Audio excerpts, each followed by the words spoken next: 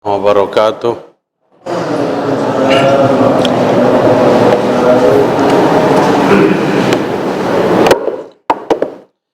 Innal hamdalillah nahmaduhu wa nasta'inuhu wa nastaghfiruh wa na'udzu billahi min sururi anfusina wa sayyiati a'malina may yahdihillahu fala mudilla lahu wa may yudlil fala hadiyalah.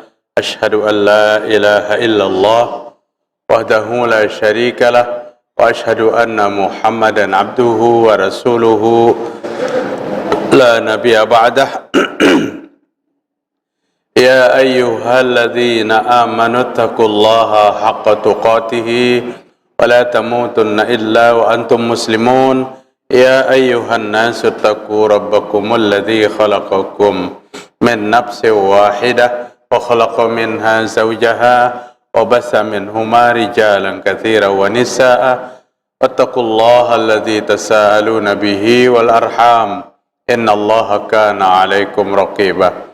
Asdaqul hadithi kitabullah wa khairil huda huda Muhammad sallallahu alaihi wasallam wa syarrul umuri muhdatsatuha wa kullu muhdatsatin bid'ah wa kullu bid'atin dhalalah wa kullu dhalalatin finnar. Mari kita bersyukur kepada Allah Subhanahu wa taala pada malam ini, malam Jumat tanggal 4 Jumadil Akhir 1443 Hijriah, tanggal 6 Januari 2022. Alhamdulillah kita sehatul afiat, kita dapat berkumpul bersama di rumah Allah yang mulia ini setelah kita melaksanakan sholat maghrib berjamaah. Insyaallah kita akan melaksanakan sholat isya berjamaah. Mudah-mudahan segala amal ibadah kita diterima oleh Allah Subhanahu wa taala, dan mudah-mudahan segala kesalahan dan dosa-dosa kita diampuni oleh Allah Subhanahu wa taala. Para jamaah sekalian rahimakumullah, qala al-Imam Syamsuddin Abu Abdullah Muhammad bin Ahmad bin Abu Bakar Al-Qurtubi. Beliau dikenal dengan Imam Qurtubi, memiliki ilmu yang banyak, terutama ilmu tafsir, dan tidak asing lawan kita tafsirnya Imam Qurtubi.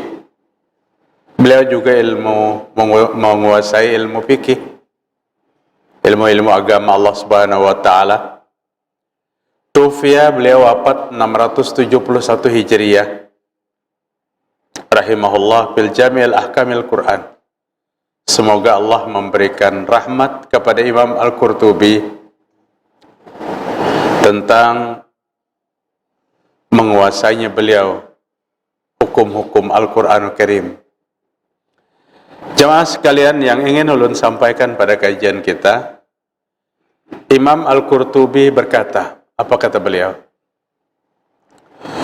Kullu baldatin yakunu fiha arba'un wa ahluha ma'sumuna minal bala. Kata Imam Al-Qurtubi, setiap negara yang terdapat di dalamnya 4 golongan manusia, maka negara itu, negeri itu ma'sumuna minal bala, dijauhkan daripada bala dan bencana. Jadi manakala dalam sebuah negeri itu ada 4 golongan manusia, maka Allah Subhanahu wa taala akan jauhkan di negeri itu bala bencana yang akan menimpa. Terima kasih.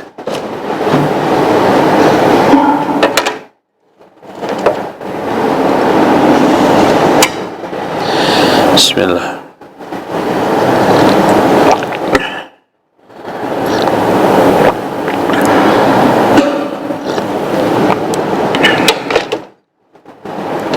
Yang perlu kita cari 4 golongan ini.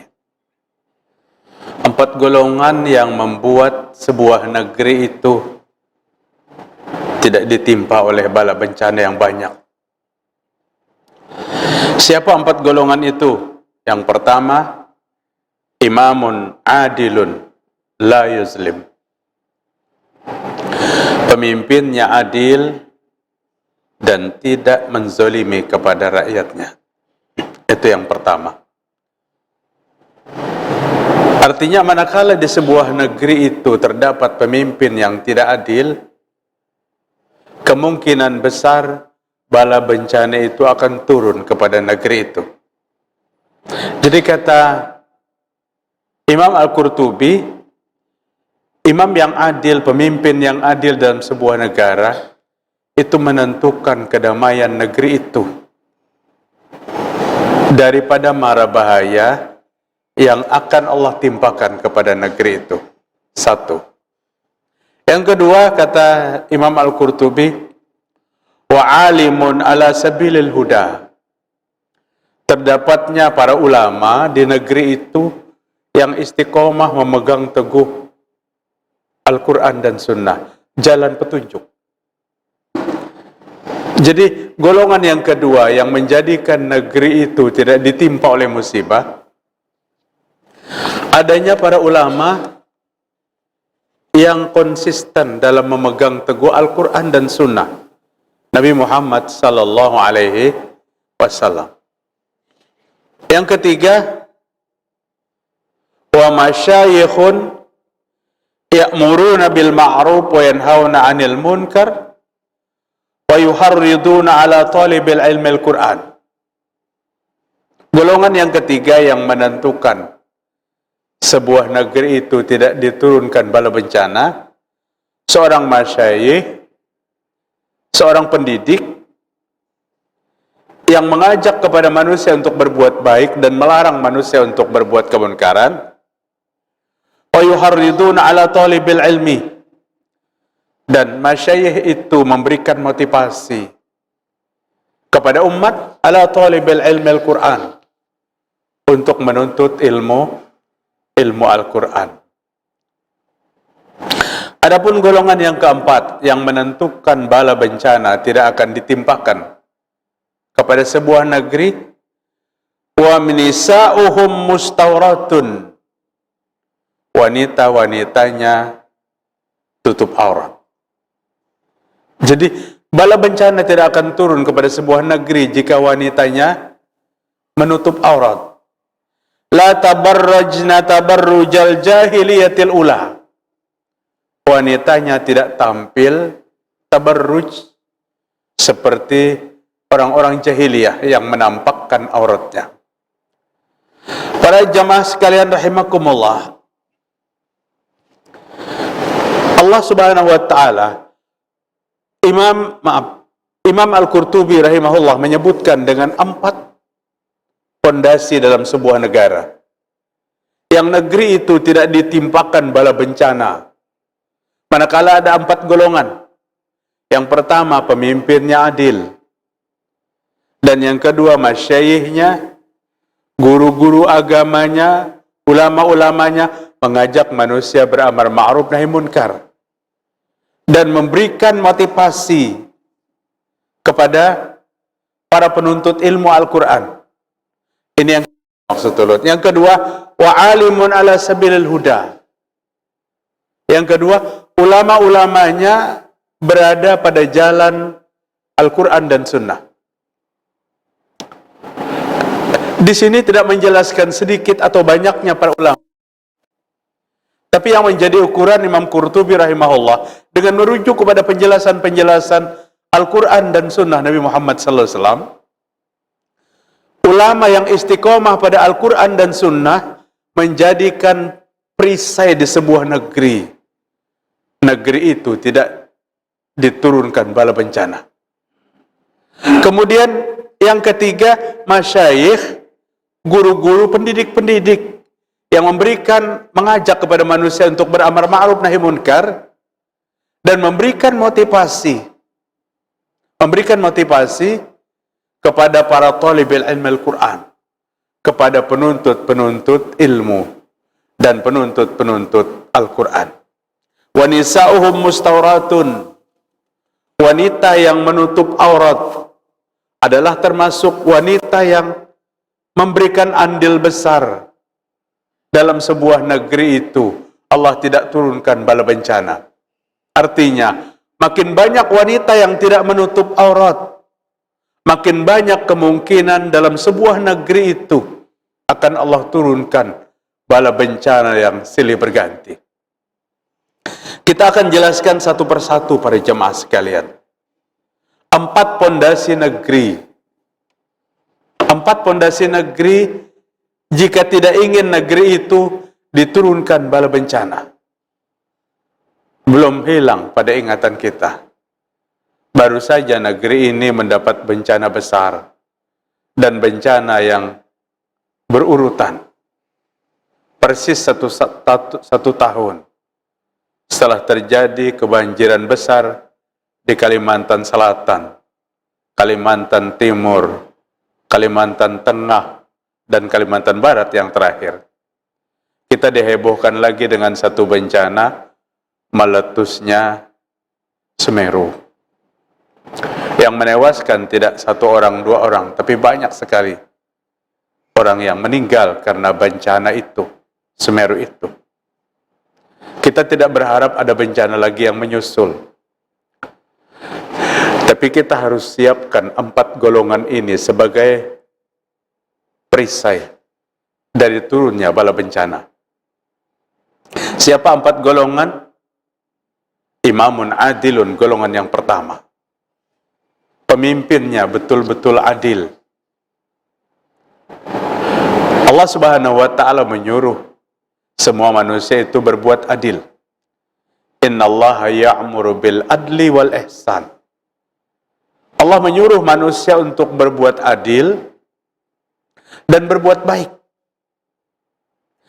Manakala keadilan itu ada pada seorang pemimpin, maka itulah sebagai perisai dari datangnya bala bencana. Belum kada mengajak pian dalam majelis ini untuk menghitung pemimpin kita yang ada ini adil kada. Pian pikirkan di rumah aja kena. Pian bingung kena. Jadi kita fokus kepada kajian kita. Pemimpin yang adil itu perisai dari datangnya bala bencana. Rasulullah sallallahu alaihi wasallam dalam sebuah hadis dari Abu Hurairah radhiyallahu an yang diriwayatkan Imam Bukhari dan Muslim, Nabi bersabda, apa kata Nabi?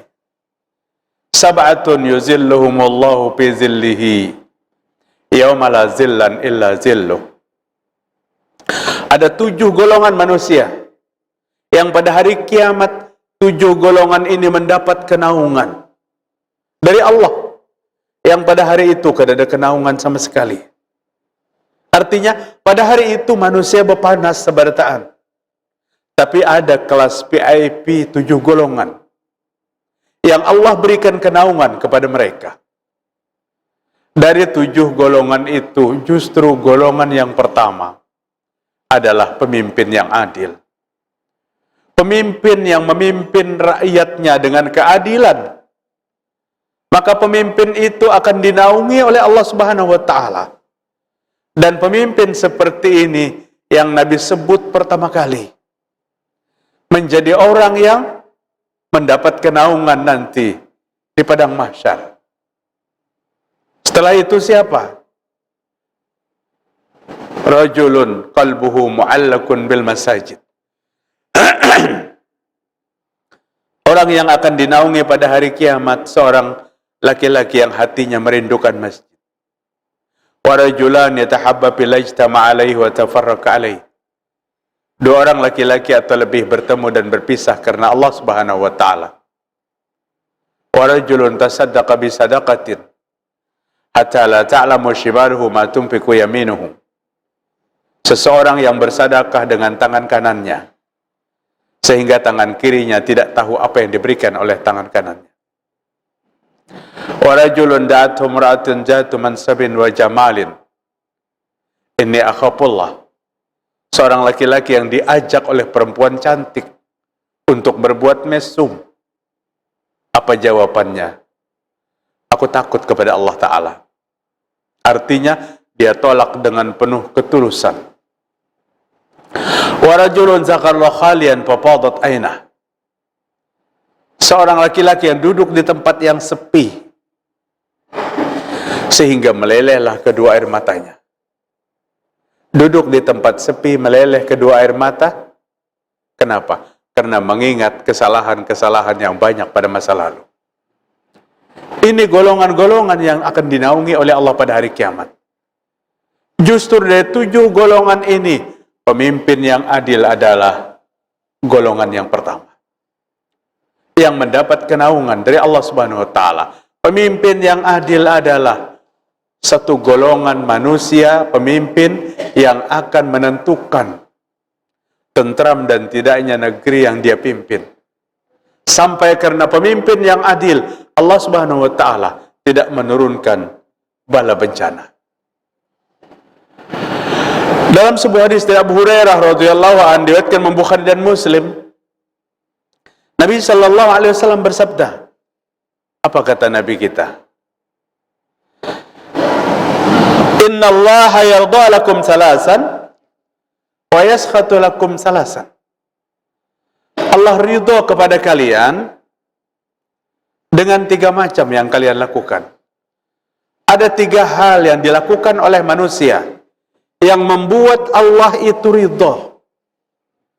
Apa 3 hal itu? An ta'buduhu wa la tusyriku bihi syai'a, wa an ta'tasimu bihablillahi jami'an wa la tafarraqu, wa an tunasihu man wallahu Allahu amarakum. Ujar Nabi, orang yang dicintai oleh Allah Subhanahu wa taala adalah orang yang beribadah dengan baik kepada Allah dan tidak menyekutukan Allah Subhanahu wa taala. Beribadah dengan benar kepada Allah dan dijauhkannya dirinya daripada segala kemusyrikan. Itu orang yang pertama dicintai oleh Allah Subhanahu wa taala. Wa anta atasimu bihablillahi jami'an wa la tafarraqu.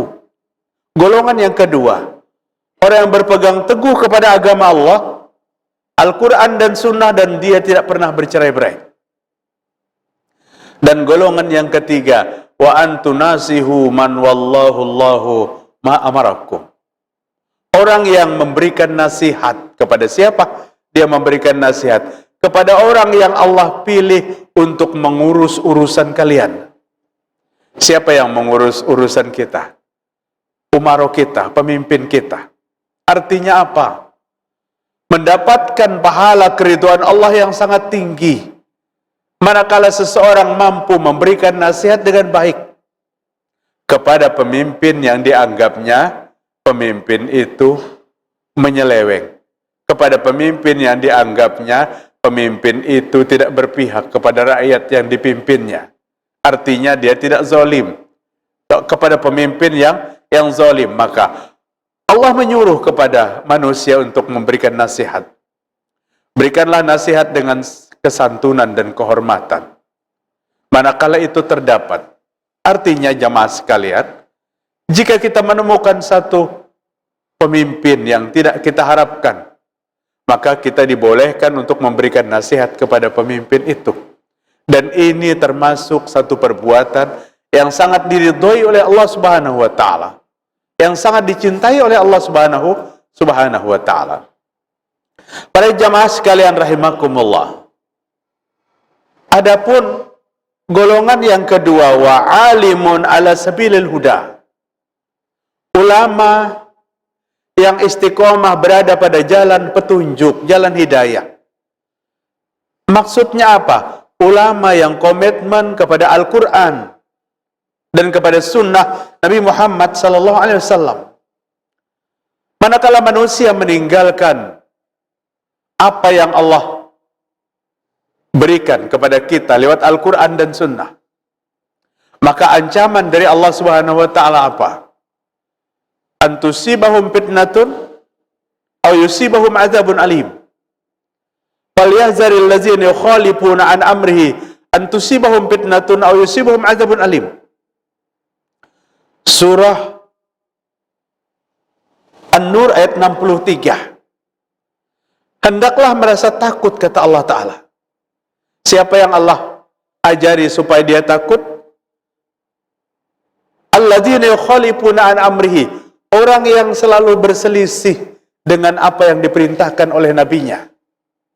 Orang yang selalu menyalahi dengan apa yang diperintahkan oleh nabi. Apa hendaklah takutnya? antusibahum fitnah, akan datang bencana kepada kehidupan mereka pada zaman itu. Jamaah sekalian, bencana itu silih berganti datang. Itu bisa karena umat Nabi Muhammad ini tidak lagi istiqomah dalam memegang teguh Islam sesuai dengan sumber Islam yang hak. Sehingga Islam berbeda dari periode ke periode. Amal yang menjadi populer dalam kehidupan umat Islam berbeda dari masa ke masa. Dari masa ke masa. Maka para jamaah sekalian, Allah Subhanahu wa taala mengancam di dalam ayat 63 surah An-Nur, hendaknya merasa takut orang yang selalu berselisih dengan Nabi, menyelisihi Nabi, antusibahum fitnatun aw yusibahum adzabun alim. Allah akan menimpakan fitnah yang besar dan Allah akan menimpakan azab yang pedih. Jamaah sekalian rahimakumullah.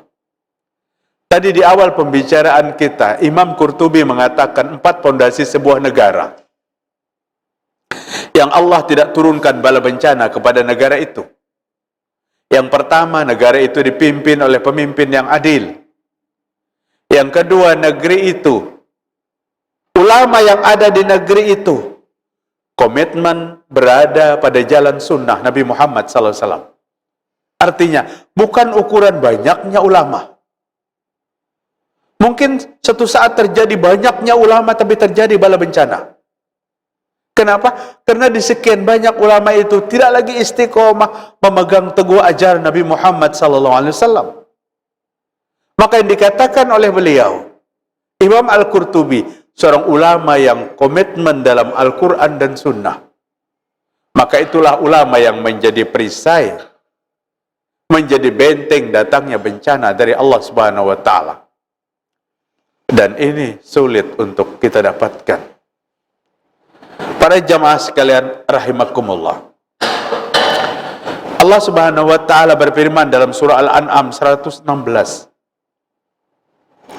Wa in tuti aktsara man fil ardi yudilluka an sabilillah yattabi'una illa adh-dhann wa inhum illa yahrusun, kata Allah Subhanahu wa taala. Dan jika kamu mengikuti sesuatu yang banyak di muka bumi ini, maka itu menyesatkan kalian dari jalan Allah Ta'ala. Apa alasannya Allah katakan yang banyak itu bisa menyesatkan? Iyattabi'una illa adh-dhann, mereka mengikuti apapun dalam kehidupan ini dengan persangkaan. Termasuk agama, mereka amalkan dengan zon, dengan persangkaan. Dengan persangkaan-persangkaan. Artinya, mengamalkan segala bentuk syariat ini tidak lagi merujuk kepada Allah, tidak lagi merujuk kepada Rasulullah SAW. Dia ikuti agama ini dengan persangkaan-persangkaan. Apa bentuk persangkaannya? Macam-macam. Tampulu, mumpung di sini, ayo habis-habisan kita. Padahal bukan habis-habisan yang kita harapkan. Ada tuntunan yang mengatur kita. Tampulu kita di sini, ayo kita siang malam melakukan. Lihat tuntunannya, adakah perintahnya untuk siang dan malam? Jadi segala bentuk syariat itu jangan kita amalkan dengan persangkaan kita. Jangan kita tuduh dengan apa yang ada di hati kita. Karena yang namanya agama, baik akidah ataupun syariah, tidak pernah lepas daripada dalil-dalil yang datang kepada kita. Daripada tuntunan-tuntunan agama yang datang kepada kita. 116 surah Al-An'am, Allah katakan yang banyak itu bisa membawa kesesatan. Kenapa? Karena dari banyaknya manusia yang melaksanakan agama ini dengan persangkaan. Bukan melakukan agama ini dengan tuntunan. Ajaran yang dibawa oleh Nabi Muhammad sallallahu alaihi wasallam. Jemaah sekalian rahimakumullah. Setelah salat maghrib tadi kita selesai mengucapkan salam. Dalilnya Nabi menyuruh kita membaca istighfar 3 kali. Istighfarnya pun diajarkan oleh Nabi. Astaghfirullah. Jumlahnya disebutkan oleh Nabi. Berapa kali? 3 kali. Waktunya Nabi tetapkan setelah salam. Manakala kita mengamalkan ini dengan persangkaan kita, kalau 3 kali kurang besar pahalanya. Lalu kita baca 300 kali. Assalamualaikum warahmatullahi wabarakatuh. Astagfirullah, astagfirullah, astagfirullah, astagfirullah, astagfirullah. 300 kali. Kawan nang dihiga menggawil. Kenapa jadi 300 kali membacanya? Apa jar nang mengamalkan? Lebih baik nang banyak daripada nang sedikit. Lebih baik nang banyak daripada nang sedikit. Lamun duit ayu jepen berpikir nang itu. Lebih baik nang banyak daripada nang sedikit. Tapi berhubungan dengan ibadah bukan sedikit banyaknya. Berhubungan dengan perintah, kita lihati apa yang Nabi perintahkan kepada kita untuk dibaca. Astagfirullah, astagfirullah, astagfirullah. Sempurna. 3 kali kita membacanya. Setiap selesai salam. Salat wajib paling tidak. Nah, ada aja yang berpikirnya dengan persangkaan. Kalau tidak berpikir sesuai dengan tuntunan, orang tidak banyak mengakikahi anak tuh pakai kambing. Apalagi yang berduit. Lebih balik sembelih kerbau atau sembelih sapi, akikah anak. Kadang-kadang orang berpikir agama ini dengan persangkaan, kerbau disembelih, sapi disembelih, harganya besar, harganya tinggi, lebih besar daripada harga kambing yang harganya 2.500.000 sampai 3 juta rupiah lawan masaknya. Kemudian dia menukar sapi harganya 20 juta rupiah. Secara logika, secara persangkaan, akikah lawan sapi lebih besar pahalanya daripada akikah lawan kambing. Tapi syariat Islam tidak seperti itu. Syariat Islam melihat dengan apa Nabi menyuruhnya. Nabi menyuruh untuk mengakikah anak dengan menyembelih seekor kambing bagi anak wanita dan 2 ekor kambing bagi anak laki-laki. Itulah sudah selesai hukum akikah. Urusan piandak sembelih kambing 20 setelah itu kada ada masalah. Oh, undangan kami banyak Ustaz, kalau 2 ekor kambingnya kada cukup, ulun sembelih 20 bolehkah? Boleh. 2 akikah, 18 sedekah. Atau setelah menyembelih kambing, sembelih lagi sapi. Dilarangkah? Tidak, asal jangan sapinya diniatakan untuk akikah. Ini membuat bingung panitia kurban juga tiap tahun kayak ini nih Pak. Maka sewot setelah diberikan penjelasan marah. Dicabutnya. Membawa duit. Seekong sapi. Ustaz kami seekong sapi. Tapi seekong sapi ini 3 akikah, 4 kurban. Ujar ulun, mohon maaf Pak, kami kada pernah melaksanakan kayak itu. Namun pian hendak ke sini 7 berkorban. Supaya jangan bingung. Tukang sembelihnya tuh kayak apa mendoakannya. Supaya jangan bingung. Marah dia setelah dijelaskan. Ulun tarik aja duit ulun. Ditariknya duitnya. Ada apa-apa kita. Asal jangan kita melaksanakan sesuatu di luar sunnah. Sehari setelah itu dia telepon lagi. Ustaz, ini ulun di masjid Ano ujarnya. Boleh aja nang kayak itu. Kenapa di masjid pian kada boleh? Jangan perlu kita sama-samakan.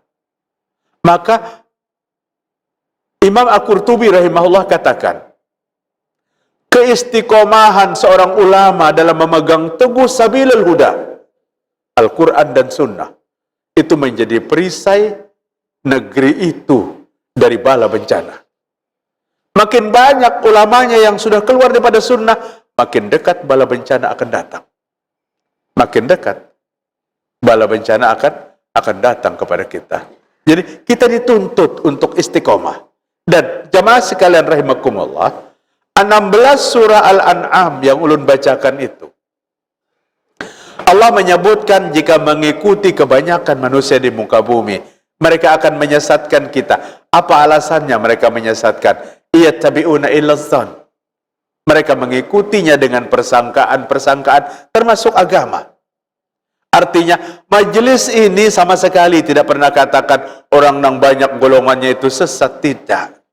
Majelis yang Allah tentukan, dengan alasannya Allah tentukan. Artinya para jamaah sekalian rahimakumullah, laksanakan satu syariat agama ini dengan sebaik-baiknya, sesuai dengan tuntunan Al-Quran dan Sunnah Nabi Sallallahu Alaihi Wasallam. Atau kita terjebak kepada riddatun fi'liyatun, murtad fi'liyah. Kenapa dikatakan murtad fi'liyah? Karena orang Islam melakukan ritual-ritual amal di luar Islam, padahal dia masih tercatat sebagai orang Islam. Ada 3 golongan yang sangat dibenci oleh Allah. Abghadun nas ilallah, semurka-murka Allah kepada manusia. Siapa 3 golongan itu? Salah satu, wa mubtaghin fil islami sunnatal jahiliyah. Orang-orang Islam yang masih memakai cara-cara jahiliyah dalam kehidupannya. Artinya Allah sangat tidak setuju, bukan tidak setuju, tapi Allah murka kepada pelaku-pelaku yang seperti ini.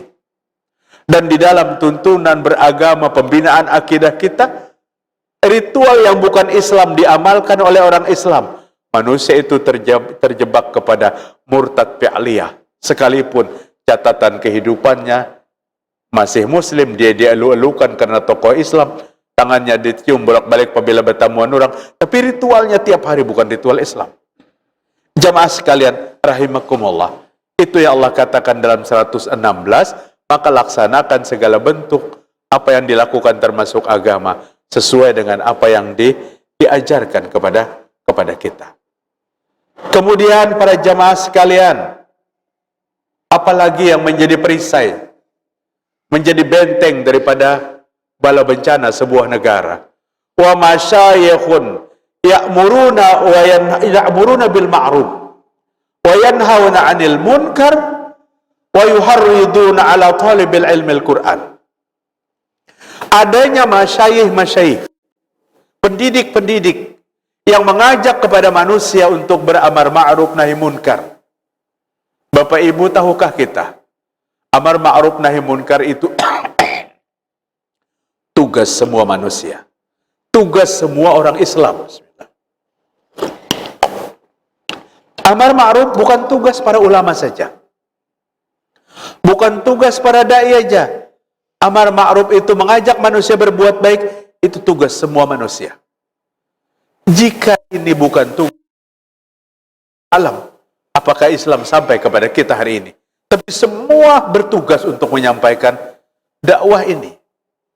Wa masyayikhun ya'muruna bil ma'ruf. Masyayikh, ustad, pendidik yang mengajak kepada manusia untuk berbuat baik dan mencegah manusia dari perbuatan buruk. Wa yuharriduna, dan mereka memotivasi, membangkitkan semangat li talibil ilmi al-Qur'an, bagi penuntut Al-Quran. Jemaah sekalian rahimakumullah, di dalam Al-Quranul Karim, Fussilat ayat 33, wa man ahsanu qawlan mimman da'a ila Allah wa amila salihan wa innani minal muslimin. Apa kata Allah Subhanahu wa taala? Ucapan apa yang paling baik? Tidak ada yang sebaik ucapan seseorang yang mengajak manusia kepada Allah dan amal solih. Ini ucapan siapa? Ucapan seseorang yang merasa melaksanakan, mengajak manusia berbuat baik itu adalah tugas semua orang. Tidak ada ucapan yang baik yang diucapkan kecuali seseorang mengajak manusia untuk berbuat baik, wa amila salihan, dan melakukan amal salih, dan itu ucapan yang terbaik. Maka jamaah sekalian rahimakumullah, Imam Qurtubi mengatakan wa masyayikhun, masyayikh yang mengajak manusia untuk berbuat baik, melarang manusia untuk berbuat buruk.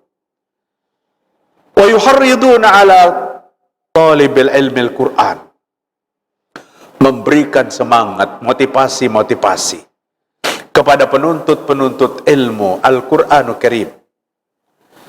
Hari ini kita tidak sulit lagi kemana menitipkan anak kita untuk bisa membaca Al-Quran dan menghafal Al-Quran. Pondok-pondok pesantren tahfizul Quran menjamur di mana-mana. Tinggal kita motivasi tidak untuk menyerahkan anak kepada lembaga pendidikan itu. Jemaah sekalian, ilmu Al-Quran ilmu yang pertama kali kita. Alim waladaka Quran wa sayu'allimu ala kulli syai'.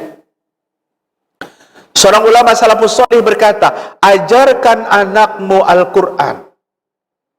Dengan Al-Quran itu nanti akan mendatangkan segala ilmu-ilmu yang lain. Artinya apa para jamaah? Anakmu akan mudah menerima segala ilmu, segala macam. Manakala ilmu Al-Quran lebih dulu ditanamkan kepada anak-anak kita. Ini kan yang berbeda dengan program pendidikan anak lon kita. Yang penting anak kita didik ke sini, les ke sini, didik ke sini, les ke sini. Pelajaran Al-Quran belum. Padahal anak kita sudah belasan tahun usianya. Akhirnya apa? Setelah dia akil balik, dia tidak mampu membaca Al-Quran dengan baik, surah Al-Fatihah dengan baik. Yang berdosa siapa? Berdosa orang tuanya. Orang tuanya berdosa membiarkan anaknya untuk tidak dididik kepada pendidikan Al-Quran. Jemaah sekalian rahimakumullah, pendidikan Al-Quran adalah kebahagiaan bagi umat Islam. Justru pendidikan Al-Quran adalah kebencian bagi orang-orang yang benci terhadap perkembangan Islam. Dan itu Allah gambarkan dalam surah Fussilat ayat 26. Apa kata Allah Ta'ala? وَقَالَ الَّذِينَ كَفَرُوا لَا تَسْمَعُوا لِهَذَا الْقُرْآنِ وَالْغَوْا فِيهِ لَعَلَّكُمْ تَغْلِبُونَ, kata Allah Subhanahu wa Ta'ala. Dan orang kafir berkata, لَا تَسْمَعُوا لِهَذَا الْقُرْآنِ, jangan kalian dengarkan apabila Quran itu dibaca. Apa yang mereka lakukan manakala mereka diperintah oleh pimpinannya jangan mendengarkan? Walghaw fihi, buatlah keributan-keributan di waktu Al-Quran dibaca. La'allakum taghlibun, supaya kalian mampu mengalahkan orang yang membaca Al-Quran. Hati-hati para jamaah sekalian. Jika ada saudara kita dekat dengan kita yang sedang membaca Al-Quran, diamkan diskusi kita. Tahan segala pembicaraan kita. Ini makin nyaring Al-Qurannya, diskusinya makin nyaring. Sehingga yang membaca Al-Quran tepunta-puntal bacaannya. Hendak menagurnya kada wani, tuha pada inya nang berdiskusi dan berpender. Allah menyebutkan dalam Al-Quran apa? Fa'idha quri'a Al-Quran fastami'u lahu wa ansitu la'allakum turhamun. Apabila dibacakan Al-Quran, maka dengarkan dan perhatikan. Yang mendengar dan yang memperhatikan itu sama-sama mendapat rahmat. Seorang yang memotivasi tentang pendidikan Al-Quran, maka mereka termasuk perisai-perisai yang akan menahan banyaknya bala bencana yang datang kepada kita. Yang keempat, yang terakhir, apa perisai itu? Wa nisa'uhum mustawratun la yatabarrajna tabarrujal jahiliyah. Wanita-wanita yang menutup aurat andil besar untuk menahan bala bencana datang. Artinya, manakala di sebuah negeri wanitanya tidak tutup aurat lagi, tunggu bencana itu akan silih berganti. Bencana itu akan silih berganti. Sayangnya apa para jemaah sekalian? Ukuran menutup aurat di wadah kita itu berbeda dengan ukuran menutup aurat yang sesuai dengan ketentuan Allah dan ketentuan Rasul. Kalau Allah katakan pada ayat 59 Al-Ahzab, ya ayuhan nabiyyu qul li azwajika wa banatika wa nisa'il mu'minin ayyudnina min jalabibihinna. Wahai Nabi Muhammad maksudnya, qul li azwajik, katakan kepada istri-istrimu, wa banatika, anak perempuanmu, wa nisa'il mu'minin, dan perempuan-perempuan yang beriman, ayyudnina min jalabibihinna, agar mereka mengulurkan pakaian panjangnya, jalbabnya, ulur pakaian itu, supaya wanita itu tertutup aurat. Kalau di Saudi itu, di masjid nih kada disiapkan mukana, bapak-bapak, ibu-ibu.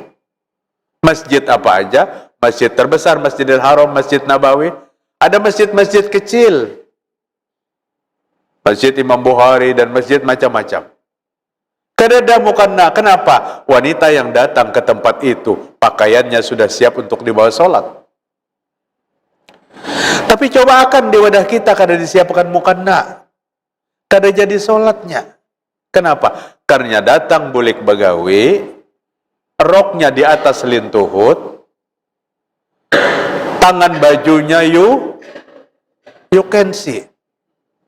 Apabila diangkat dua tangannya, kelihatan kiri kanan kebun kurmanya. Nangka ini datang ke masjid, ambil air wudu. Apa yang terjadi jika panitia tidak menyiapkan mukana? Disiapkan oleh panitia mukana. Syukur oleh takmir nang rajin, mukana tuh paling lawas seminggu ditapasi semuaan. Ada takmir nang di desa-desa kada kawat gawi itu 10 bulan kada betetapasan. Dipakainya juga asalnya kawas salat. Jamaah rahimakumullah. Asma binti Abu Bakar radhiyallahu an bertanya kepada Nabi tentang penutup aurat wanita itu, dari mana batasnya. Maka Rasulullah SAW katakan, ya Asma, innam iza balagatil mahid summa tusrihu ayyara minha illa hadha wa hadha, wa asyara ila wajihi wa kaffai. Wahai Asma, kata Nabi. Asma ini perempuan, anak Abu Bakar, kakaknya Aisyah, dari ibu yang berbeda. Sesungguhnya apabila wanita itu sampai umur balik, sampai sudah haid, maka tidak ada di antara sekujur tubuhnya ini yang boleh dilihat oleh orang lain, kecuali ditutup. Kecuali illa hadza wa hadza, kecuali ini dan ini yang boleh terbuka. Wa asyara ila wajihi wa kaffai. Nabi mengisyaratkan ini muka ini yang boleh terbuka. Wa kaffai, dan dua telapak tangan. Ini batasan aurat wanita. Ini bukan dua telapak tangan, dua lintuhutnya kelihatan juga. Sehingga ada ibu-ibu yang bertanya, Ustaz, wanita nang boleh kada makai, kada menutup aurat tuh kayak apa batasnya? Ujur ulun ibu, ada 4 wanita nang boleh kada menutup aurat. Siapa Ustaz? Yang pertama, wanita yang kafir, bukan beragama Islam, tidak disuruh menutup aurat. Dan yang kedua, wanita yang belum sampai haid, belum balik, kada boleh menutup aurat. Dan yang ketiga, wanita yang gila. Keempat, Ustaz, digesaknya keempat pulang. Ujar lu, nang keempat, wanita tua uzur yang tidak mungkin lagi menikah, dan dia tidak mau menikah, orang lain kada ada jua nang hendak, sudah keriput benar, muhanya sudah nang kaya tetapasan di paha sudah, dan itu boleh terbuka auratnya, boleh terbuka auratnya. Itu pun Allah Ta'ala katakan jika menutup aurat itu lebih baik. Allah katakan, wal qawaidu minan nisa'i illallati la yarjuna nikahan walaysa alaihinna junahun ayyadna siyabahunna ghairu mutabarrijatin bizina wa iyasta'fifna khairan lahunna wallahu sami'un alim. Surah An-Nur ayat 60. Wanita-wanita yang tidak bisa lagi melahirkan, artinya apa? Kalau melahirkan tuh pus, pasangan usia subur. Kalau nang kada melahirkan tuh apa? Ibu-ibu nang tahu biasanya. Hah? Menopause, persis. Wanita yang kada bisa lagi melahirkan. Karena apa? kada haid lagi. Itu secara adat. Tapi Sarah, istri Nabi Ibrahim, melahirkan dalam keadaan tidak lagi haid. Tidak lagi. Artinya lawan Allah tuh kada ada mustahilnya. Layar juna nikahan, wanita nang kada ingin lagi menikah. Artinya bujur-bujur kada handak, bukan kada ada nang handak. Ada wanita nang aku kada handak lagi menikah, dasar belum ada nang handak. Mbah ada nang handak pinam malaki, ayo aja mau betatuhaan aja. Itu berartinya mau aja. Mau aja. Wanita yang kada mau lagi menikah, kemudian falaisa alaihinna junahun ayyadhna siyabahunna ghair mutabarrijat bizina. Maka wanita itu boleh melepaskan jilbabnya. Boleh melepaskan jilbabnya asal tidak menampakkan perhiasannya. Asal tidak menampakkan perhiasannya. Wa in yasta'fifna khairal lahun. Ayat ini bagus sekali.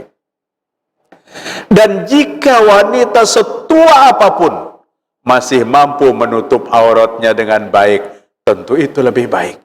Artinya, alternatif boleh wanita tua yang tidak lagi haid, yang tidak mungkin lagi kawin, boleh melepas jilbabnya. Tapi Allah tetap katakan, jika tetap berjilbab, itu lebih baik. Ulun simpulkan, Pak, 4 macam menjadi perisai datangnya bencana dalam sebuah negara. Apa 4 macam itu? Pertama, negeri itu dipimpin oleh pemimpin yang adil. Dan yang kedua, orang alimnya istiqomah, memegang teguh Al-Quran dan Sunnah. Yang ketiga, masyayikhnya, para pendidiknya, mengajak umat untuk beramar ma'ruf nahi munkar. Dan mereka memotivasi pendidikan Al-Quran. Yang ketiga. Yang keempat, wanita-wanitanya menutup aurat. Jika ada 4 macam ini dalam sebuah negeri, bala bencana tidak akan turun. Pian kada usah diingatakan, wah ini mbah bulik aja kana. Adalah di negeri kita nih 4 nih. Oh, kada ada sama sekali, itu sarapian menilai kayak itu. Nah, amunnya masih ada, insya Allah tidak beruntun. Semoga Allah memberikan hidayah kepada kita semua. Subhanakallahumma wa bihamdika, asyhadu an la ilaha illa anta, astaghfiruka wa atubu ilaik. Assalamualaikum warahmatullahi wabarakatuh.